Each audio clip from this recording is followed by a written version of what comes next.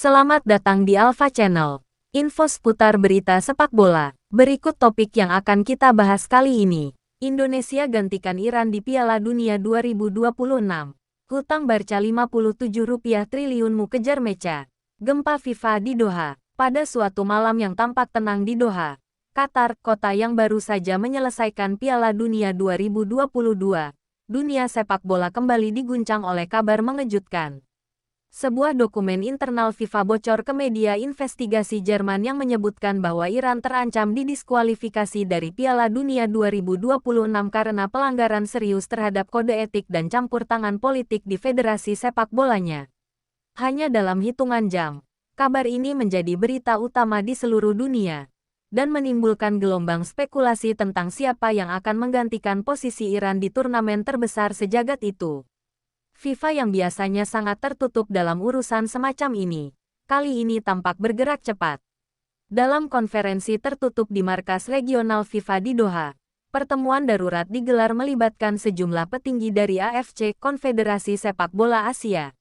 Menurut sumber internal, ada 3 negara yang langsung diajukan sebagai pengganti darurat: Oman, Uzbekistan, dan, secara mengejutkan, Indonesia. Nama terakhir membuat banyak analis terkejut, namun ternyata pilihan itu tidak asal-asalan. Indonesia ternyata masuk dalam daftar cadangan karena performa positifnya di babak kualifikasi putaran kedua, terutama catatan disiplin dan nilai fair play yang paling tinggi di antara tim-tim non-lolos. Selain itu, Indonesia juga memiliki dukungan infrastruktur dan basis fans yang masif. Faktor yang kini dipertimbangkan serius oleh FIFA dalam rangka mengembangkan pasar Asia Tenggara yang sedang tumbuh pesat. Di balik layar, sejumlah petinggi AFC pun memberi dukungan diam-diam, melihat Indonesia sebagai wajah baru sepak bola Asia. Kabar ini menyebar cepat ke Jakarta dan menggetarkan jagat media nasional. #tagar Indonesia ke Piala Dunia langsung menjadi trending topik di media sosial dalam hitungan menit. Stasiun televisi mengubah agenda utama mereka, sementara para pengamat bola mulai melakukan kalkulasi bagaimana Indonesia bisa menyaingi kekuatan besar dunia di turnamen yang akan digelar di Amerika Utara. Para fans pun terbagi antara rasa bangga dan kecemasan. Ini mimpi atau jebakan? Tanya seorang presenter dalam talkshow malam yang mendadak spesial. Sementara itu, di balik layar, pihak PSSI sudah menerima komunikasi resmi dari FIFA. Undangan untuk menghadiri pertemuan tertutup di Zurich dikirim melalui jalur diplomatik kilat. Ketua Umum PSSI bersama Direktur Teknik langsung menggelar rapat darurat hingga dini hari, membahas segala kemungkinan teknis dan politis. Indonesia tidak hanya akan jadi peserta, tetapi akan masuk ke dalam grup yang awalnya dihuni Iran. Artinya, persiapan harus dilakukan bukan dalam hitungan bulan, melainkan minggu.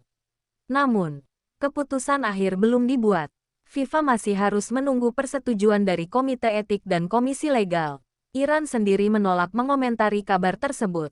Namun sumber dari dalam negeri mereka menyebutkan bahwa sanksi FIFA adalah manuver politis Barat.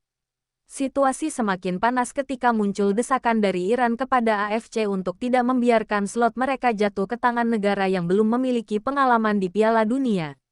Tekanan geopolitik mulai terasa, dan keputusan FIFA bisa menjadi presiden global. Di Indonesia, Presiden RI langsung mengadakan pertemuan tertutup dengan Menpora, PSSI, dan Menlu. Isinya, persiapan diplomasi dan logistik dalam waktu kilat.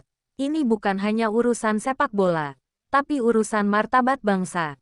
Rakyat Indonesia mulai bermimpi besar.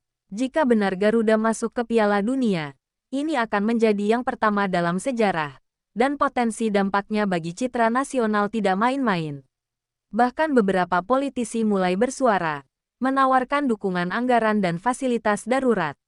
Babak pertama dari kisah ini ditutup dengan satu pernyataan dari juru bicara FIFA dalam konferensi persingkat di Zurich. Kami akan mengumumkan pengganti Iran dalam 7 hari ke depan. Semua kemungkinan sedang ditinjau, termasuk Indonesia. Mimpi yang tak disangka, Jakarta tidak tidur malam itu. Dalam hitungan jam sejak pernyataan FIFA mengenai kemungkinan pengganti Iran, berbagai spekulasi bermunculan. Kantor pusat PSSI di FX Sudirman dipadati jurnalis sejak pagi, bahkan sebelum matahari terbit. Para petinggi federasi masih enggan berbicara ke publik, tetapi sumber internal membocorkan bahwa delegasi Indonesia akan diberangkatkan ke Zurich 2 hari lagi untuk mengikuti rapat teknis FIFA. Indonesia kini berada di persimpangan sejarah antara angan dan kenyataan. Pelatih kepala timnas, Shin Tae-yong, kabarnya mendapat panggilan dini hari dari Ketua Umum PSSI. Dalam percakapan singkat, ia hanya berkata, "Saya siap. Kalau negara butuh, kami akan bertarung habis-habisan." Namun dalam hati, Shin tahu bahwa mempersiapkan skuad Piala Dunia dalam waktu kurang dari 2 bulan adalah tantangan yang bahkan tak pernah ia bayangkan. Ia segera menghubungi staf pelatih, mengunci agenda semua pemain, dan menyusun ulang program pelatihan darurat. Di sisi lain, para pemain timnas langsung kebanjiran pesan dan panggilan. Beberapa yang sedang berada di luar negeri bahkan diminta segera pulang untuk evaluasi awal. Pemain muda seperti Marcelino Ferdinand dan Rafael Struijk menjadi sorotan media luar negeri, yang menyebut mereka sebagai wonderkids dari Asia Tenggara yang tiba-tiba masuk radar dunia. Sementara itu, para mantan pemain legendaris Indonesia seperti Bambang Pamungkas dan Kurniawan Dwi Yulianto angkat suara, menyatakan dukungan penuh pada generasi saat ini. Kementerian Pemuda dan Olahraga bergerak cepat. Menpora menggelar rapat koordinasi dengan TNI, Polri, Kemenlu, hingga BNPB, karena andai Indonesia benar-benar lolos, ada banyak faktor yang harus disiapkan, logistik, visa cepat, anggaran pelatnas, hingga pengamanan untuk menghindari sabotase informasi atau disinformasi dari pihak-pihak yang tak menginginkan Indonesia tampil. Di belakang layar, Indonesia mulai memainkan peran diplomatiknya secara cermat. Yang mengejutkan, dukungan publik luar negeri justru mengalir deras. Banyak media internasional menyebut bahwa Indonesia layak diberi kesempatan. Bukan karena kebetulan, tapi karena kontribusi besar mereka terhadap atmosfer sepak bola Asia. Penonton yang loyal, kultur sepak bola yang hidup, dan posisi geografis yang strategis menjadikan Indonesia simbol dari pasar sepak bola baru yang belum tergarap maksimal. Bahkan, legenda Jerman Oliver Kahn dalam wawancaranya berkata, "Kalau FIFA ingin wajah segar dan penuh semangat, undanglah Indonesia." Namun di tengah euforia itu, muncul suara-suara skeptis. Beberapa analis menilai Indonesia belum siap secara teknis. Mereka mempertanyakan kualitas liga domestik, pengalaman pemain, dan bahkan manajemen federasi. Apakah kita akan membuat sejarah atau mempermalukan diri di panggung dunia? Tanya seorang jurnalis senior dalam debat televisi yang disiarkan nasional. Tapi sebagian besar rakyat tak peduli. Setelah puluhan tahun bermimpi, kesempatan ini seperti sebuah keajaiban sepak bola. Di ruang privat Istana Negara, Presiden Republik Indonesia memimpin rapat terbatas. Tak hanya membahas teknis keolahragaan, tapi juga dimensi geopolitik, investasi, dan citra nasional. Presiden dengan tegas mengatakan, "Kita tidak meminta-minta, tapi jika FIFA memberi kepercayaan, bangsa ini tidak akan mundur. Kita akan buktikan, Garuda bisa terbang tinggi." Ucapan itu kemudian dikutip oleh berbagai media, menjadi slogan informal gerakan nasional, tagar Garuda ke Piala Dunia. Pada hari ketiga sejak kabar Iran tersingkir, satu berita mengejutkan masuk ke redaksi utama stasiun TV Indonesia. Delegasi FIFA sudah tiba diam-diam di Jakarta untuk menginspeksi kesiapan logistik dan dokumen formal. Artinya, peluang Indonesia bukan lagi mimpi, tapi nyata, dan keputusan tinggal menunggu hitungan hari. Negosiasi rahasia di Zurich. Salju musim semi masih turun perlahan di Zurich ketika delegasi Indonesia tiba di markas besar FIFA. Berpakaian formal dengan syal merah putih melingkar di leher. Mereka membawa lebih dari sekadar dokumen. Mereka membawa harapan jutaan rakyat. Di balik pintu tertutup lantai 3, FIFA menggelar sidang teknis rahasia untuk membahas calon pengganti Iran yang baru saja didiskualifikasi. Dalam pertemuan itu, Indonesia, Uzbekistan, dan Oman menjadi 3 negara terakhir yang dipertimbangkan. Atmosfer di ruangan itu terasa berbeda. Tidak ada tepuk tangan atau sambutan hangat, hanya mata-mata pengamat, grafik performa, dan kalkulasi potensi pasar. Delegasi Indonesia yang dipimpin oleh Ketua PSSI dan perwakilan diplomatik dari Kemenlu, memulai dengan pernyataan tegas, kami tidak datang untuk sekadar bermain. Kami datang untuk menunjukkan bahwa Asia Tenggara layak punya panggung. Di belakang mereka, layar lebar menampilkan klip viral dari supporter Indonesia. Fanatisme tanpa tanding yang bahkan FIFA pun tak bisa abaikan. Ternyata, Indonesia sudah menyiapkan lebih dari presentasi. Mereka membawa surat dukungan resmi dari AFC, testimoni dari legenda sepak bola Asia Tenggara, dan bahkan rekaman eksklusif dari latihan timnas di Jakarta yang menunjukkan keseriusan persiapan darurat mereka. Anggota Komite Kompetisi FIFA sempat terlihat mengangguk saat menyaksikan rekaman antusiasme rakyat Indonesia saat menonton laga timnas di GBK. Bahkan untuk laga kualifikasi pun stadion selalu penuh. Namun, bukan hanya Indonesia yang tampil memukau. Uzbekistan menyoroti perkembangan akademi mereka dan kehadiran pemain di Liga Eropa. Oman menyajikan data konsistensi mereka dalam 5 edisi kualifikasi terakhir. Bahkan rumor sempat beredar bahwa salah satu negara menawarkan kompensasi logistik kepada FIFA jika mereka dipilih. Disinilah letak tantangan bagi Indonesia. Mereka tidak hanya bersaing secara teknis, tapi juga dalam diplomasi dan taktik politik tingkat tinggi. Di luar ruangan rapat, media internasional mulai berspekulasi. Beberapa jurnalis dari Inggris dan Spanyol melaporkan bahwa Indonesia punya peluang besar karena faktor demografis. Jika Indonesia tampil di Piala Dunia, ini akan jadi pertandingan dengan penonton terbanyak dari Asia Tenggara dalam sejarah, tulis seorang reporter BBC. Analis dari ESPN bahkan menulis editorial yang berjudul The Wild Card FIFA Needs Is Name Indonesia. Namun, tak semua pihak di FIFA setuju. Beberapa suara khawatir akan kesiapan teknis Indonesia. Mereka menyoroti minimnya pengalaman melawan tim kelas dunia. Tapi delegasi Indonesia menanggapi dengan tenang. Jika bukan sekarang, kapan lagi negara seperti kami diberi ruang? Jangan jadikan sepak bola hanya milik negara besar, ujar salah satu anggota delegasi, memicu diskusi panjang dalam forum tertutup itu. Negosiasi berjalan hampir 8 jam. Di akhir hari, delegasi diminta menunggu di hotel terdekat. Keputusan akan diumumkan dalam waktu 48 jam. Namun, ada satu sinyal positif. FIFA meminta Indonesia menyiapkan surat resmi kesediaan bertanding dan daftar pemain yang bisa masuk pelatnas darurat dalam waktu 2 minggu. Sinyal itu, bagi sebagian orang dalam, berarti satu hal, Garuda bersiap terbang ke Piala Dunia. Malam itu di Zurich, tak ada sorak-sorai. Tapi di kamar hotel lantai 12, salah satu anggota delegasi Indonesia mencatat satu kalimat dalam buku catatannya. Jika besok kita dipilih, dunia akan menyaksikan keajaiban Asia Tenggara. Hutang Barcelona, domino, Eropa. Sementara dunia menunggu pengumuman resmi dari FIFA mengenai siapa yang akan menggantikan Iran di Piala Dunia 2026. Benua Eropa dilanda badai yang berbeda, badai keuangan.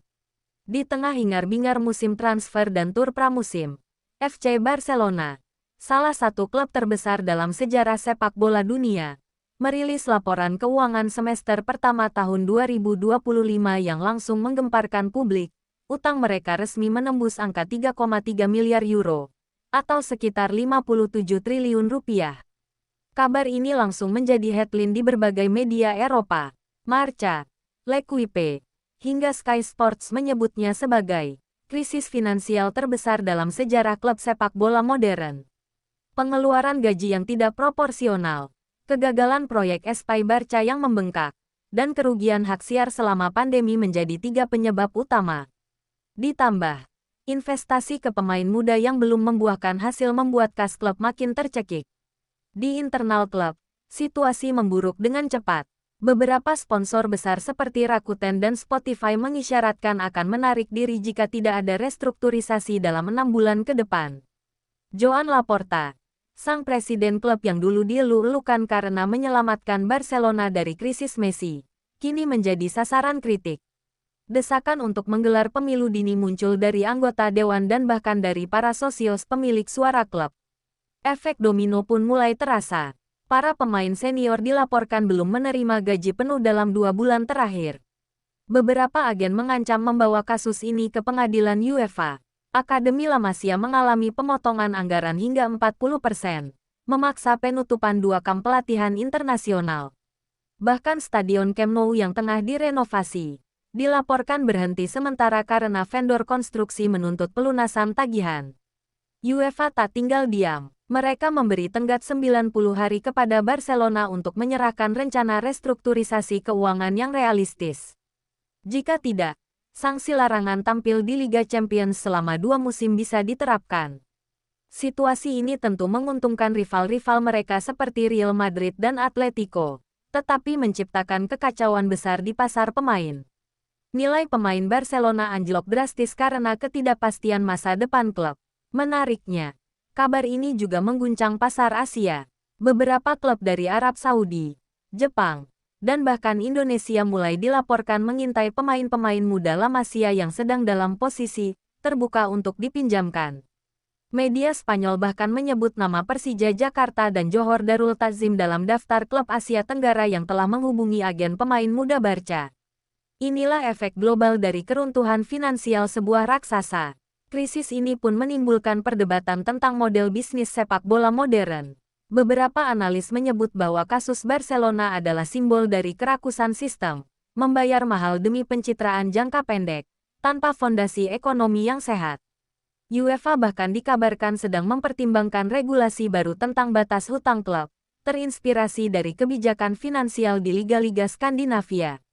Di tengah semua itu, Indonesia diam-diam menyimak. Jika benar Garuda tampil di Piala Dunia, dunia sepak bola akan mulai memandang Asia Tenggara sebagai ladang baru. Saat raksasa seperti Barcelona runtuh oleh beban sistem, negara seperti Indonesia justru naik karena kedisiplinan, fair play, dan antusiasme rakyatnya. Mungkin, inilah ironi yang tak pernah diprediksi sepak bola modern. Dan perburuan mecha, ketika Eropa masih panas membahas krisis finansial Barcelona, perhatian sejumlah klub besar mulai beralih ke jendela transfer musim panas. Salah satu klub yang bergerak agresif adalah Manchester United, yang berambisi membangun ulang skuad setelah kegagalan menembus 4 besar Premier League musim lalu. Erik ten Hag, pelatih yang terus dipertahankan, meski tekanan besar datang dari fans, dikabarkan telah mengunci satu target utama, Felix Mecha, gelandang kreatif tim nasional Jerman. Felix Mecha, pemain 24 tahun yang kini membela Borussia Dortmund, tampil impresif musim lalu dengan 7 assist dan 4 gol di Bundesliga serta performa solid di Liga Champions. Namun yang menarik bukan hanya statistiknya, melainkan latar belakangnya. Dalam sebuah wawancara lama yang baru-baru ini viral kembali, Mecha mengaku bahwa ia memiliki keturunan Asia melalui garis keluarga ibunya, yang disebut pernah tinggal di Surabaya. Spekulasi pun bermunculan. Mungkinkah ada hubungan dengan Indonesia? Media sosial Indonesia segera bereaksi. Tagar-tagar Mecha Garuda sempat trending lokal, meski tak ada konfirmasi resmi dari pihak pemain. Sebagian fans melihat ini sebagai hiburan, tapi sebagian lain bersikap serius. Beberapa netizen bahkan mengirim pesan langsung ke akun Instagram Mecha, mengajaknya pulang kampung dan membela merah putih jika kesempatan datang. Dalam hitungan jam, isu yang semula hanya gosip menjadi bahan diskusi serius di sejumlah kanal YouTube olahraga. Sementara itu, disebut telah mengajukan tawaran resmi sebesar 35 juta euro kepada Dortmund. Namun negosiasi belum menemui titik terang karena Dortmund masih ingin mempertahankan sang gelandang minimal 1 musim lagi. Di sisi lain, tengah menyusun ulang proyek masa depan tim dengan menargetkan pemain muda multitalenta. Mecha dianggap cocok mengisi celah kreatif di lini tengah yang sebelumnya diisi Bruno Fernandes, yang kini mulai dikaitkan dengan kepindahan ke Arab Saudi. Yang mengejutkan, di tengah proses transfer, muncul laporan dari media Belanda bahwa agen Mecha telah membuka komunikasi informal dengan perwakilan PSSI di Eropa. Belum ada konfirmasi resmi, tetapi rumor ini diperkuat oleh kehadiran seorang pejabat KBRI dalam pertandingan persahabatan Dortmund pekan lalu. Spekulasi memuncak, mungkinkah Mecha terbuka membela Indonesia jika proses naturalisasi memungkinkan dan tidak pernah bermain di turnamen resmi senior Jerman? Tentu saja, hal ini menjadi isu kompleks. Di satu sisi, PSSI harus fokus pada persiapan darurat menuju Piala Dunia jika benar-benar terpilih menggantikan Iran. Di sisi lain, Kesempatan menarik pemain diaspora seperti Mecha bisa menjadi revolusi besar bagi wajah timnas. Sebuah sumber dalam menyebut bahwa nama Mecha sudah masuk dalam daftar panjang pemantauan pemain keturunan yang disusun PSSI sejak 2 tahun terakhir.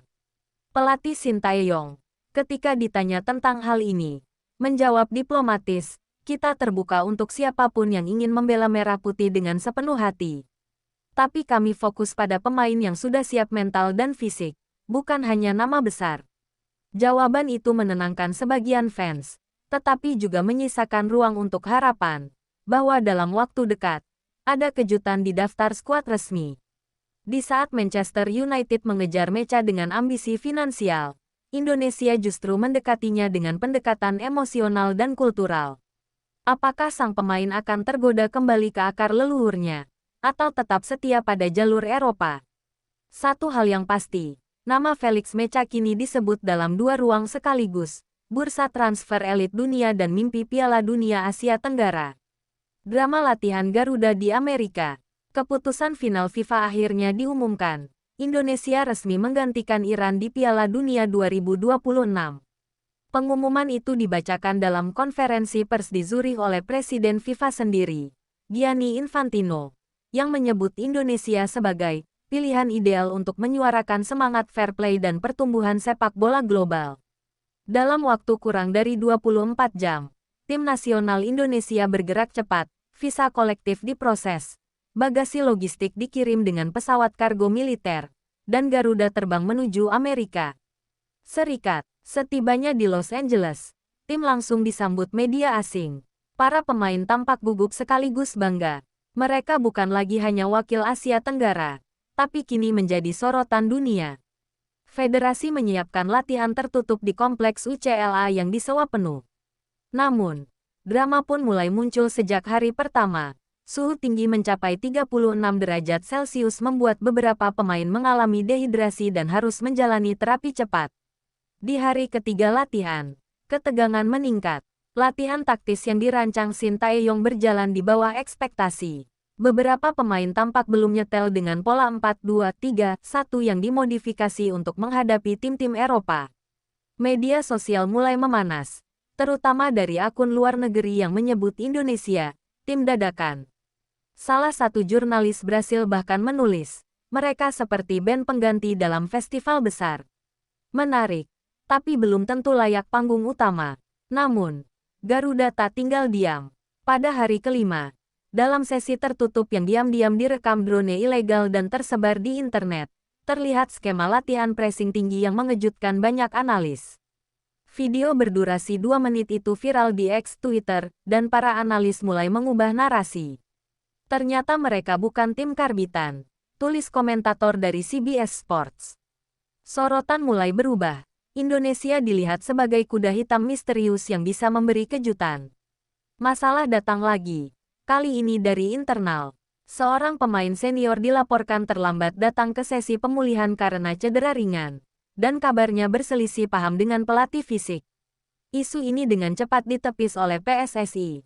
Namun wartawan Indonesia yang meliput langsung menyebut adanya ketegangan dalam ruang ganti karena tekanan mental dan ekspektasi yang mendadak melonjak. Shin Tae-yong pun memanggil seluruh tim dan staf ke dalam satu sesi motivasi tertutup. Sumber dalam menyebut, dalam ruangan itu sang pelatih berkata, "Kalian bukan di sini karena keberuntungan.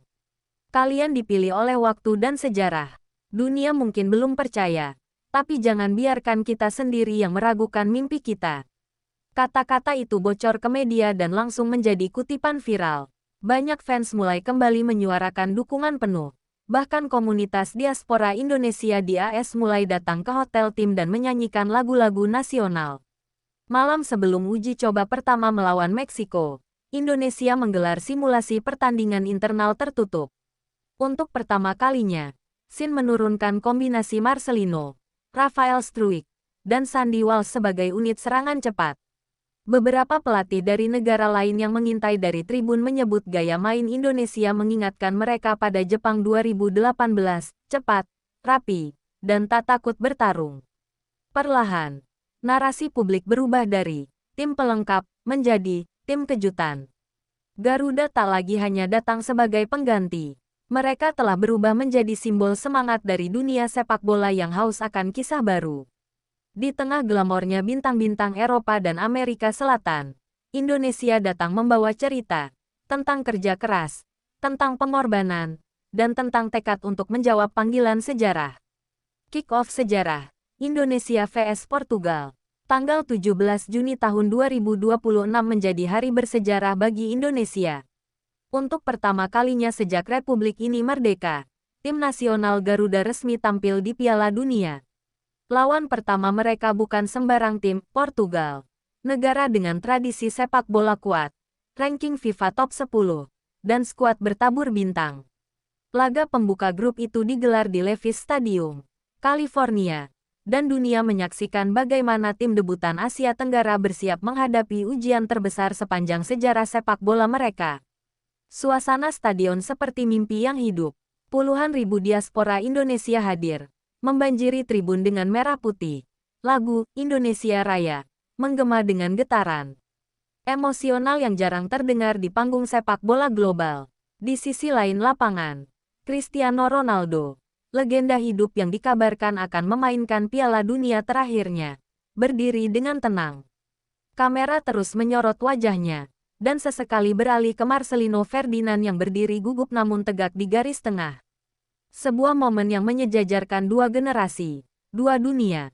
Pertandingan dimulai dengan tempo tinggi.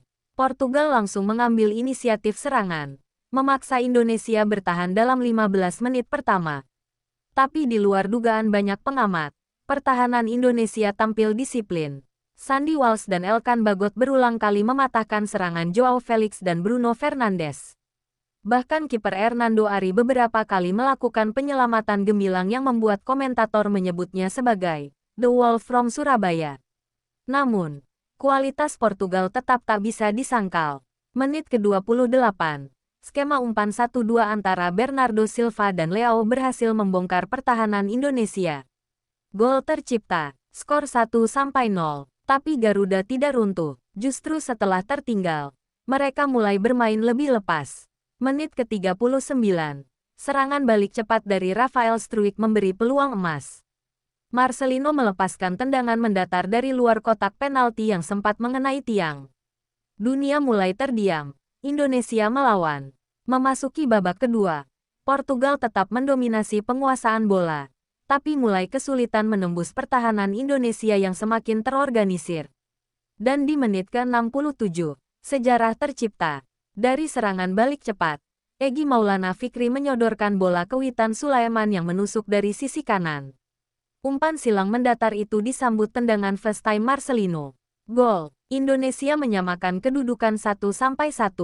Stadion bergemuruh. Di ruang siaran, komentator asal Inggris berteriak, Indonesia have shocked the world. Sayangnya, mimpi itu tak bertahan lama. Menit ke-81. Portugal mendapat tendangan bebas dan Cristiano Ronaldo, seperti biasa, mengeksekusinya dengan sempurna. Skor menjadi 2-1, dan bertahan hingga peluit panjang berbunyi. Indonesia kalah, tapi menang dalam hati dunia. FIFA bahkan langsung membuat unggahan resmi, The Spirit of Football Live in Indonesia. Usai laga, Ronaldo menghampiri pemain-pemain muda Indonesia dan memberi pelukan serta pujian langsung. Dalam wawancara usai pertandingan, ia berkata, tim ini bermain dengan hati. Mereka adalah inspirasi. Mereka tidak datang untuk menjadi pengganti. Mereka datang untuk menjadi bagian dari sejarah. Kata-kata itu menjadi pembuka bagi banyak media internasional yang mulai menyoroti lebih dalam tentang sepak bola Indonesia. Malam itu, meski kalah di atas kertas, Indonesia menang di mata dunia. Dari ruang ganti hingga media sosial, satu hal disepakati, Garuda bukan hanya terbang, tapi mulai mengguncang langit sepak bola dunia. Dan Piala Dunia 2026 baru saja mendapatkan cerita paling tak terduga yang pernah terjadi dalam sejarah turnamen ini.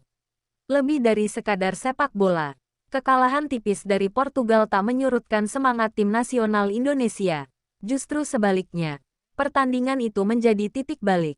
Dunia kini menatap Indonesia bukan dengan rasa kasihan, melainkan dengan rasa hormat. Dalam laga kedua melawan Tunisia, Indonesia tampil berani dan menahan imbang wakil Afrika itu dengan skor 0-0. Dan meski di laga terakhir grup mereka harus mengakui keunggulan Argentina dengan skor 3-1, performa Garuda tetap menuai pujian luas dari para analis dan legenda sepak bola dunia.